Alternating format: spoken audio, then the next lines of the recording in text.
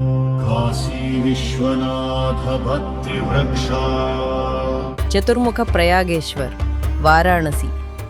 కాశీ కేవలం మనందరం చూసే ఒక నగరం కాదు, అది మోక్షానికి ద్వారం. పవిత్రమైన గంగా మరియు దేవనది అయిన వరుణ కలిసే వారాణసి ఉత్తర అంచున చాలా పురాతనమైన మరియు ఆధ్యాత్మిక శక్తి కేంద్రం ఉంది. అదే సంగమేశ్వరుడి ఆస్థానం. చతుర్ముఖ బ్రహ్మ స్వయంగా ఈ సంగమం ఒడ్డున తపస్సు చేశాడని బ్రహ్మపురాణం మరియు కాశీఖండంలో పేర్కొనబడింది.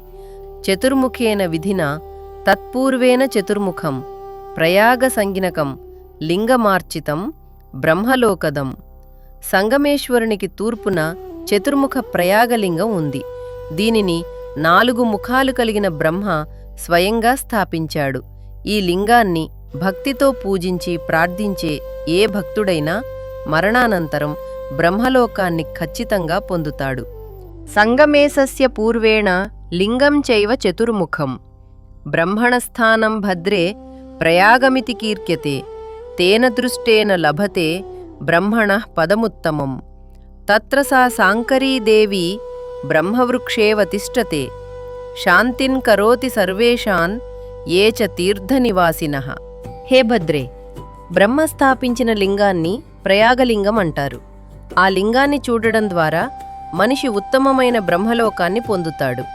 అక్కడ సాంకరీదేవి బ్రహ్మవృక్షంలో కొలువై ఈ తీర్థానికి వచ్చే వారందరికీ శాంతిని అందిస్తుంది. ప్రయాగరాజులో గంగా యమునా సంగమం ఉంది.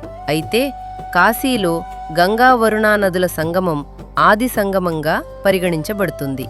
ఇక్కడ ఆది, కేశవ మరియు సంగమేశ్వర్ మహాదేవుని దర్శించటం వల్ల వాజపేయి యజ్ఞం చేసిన ఫలితం లభిస్తుంది.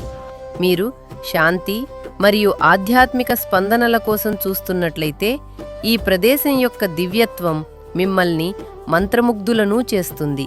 చతుర్ముఖ ప్రయాగేశ్వరుని దర్శనం మోక్షం మరియు మానసిక శాంతిని ఇస్తుంది. ఓం శ్రీ చతుర్ముఖ ప్రయాగేశ్వరాయ నమః. కాశీ విశ్వనాథ భక్తి వృక్ష.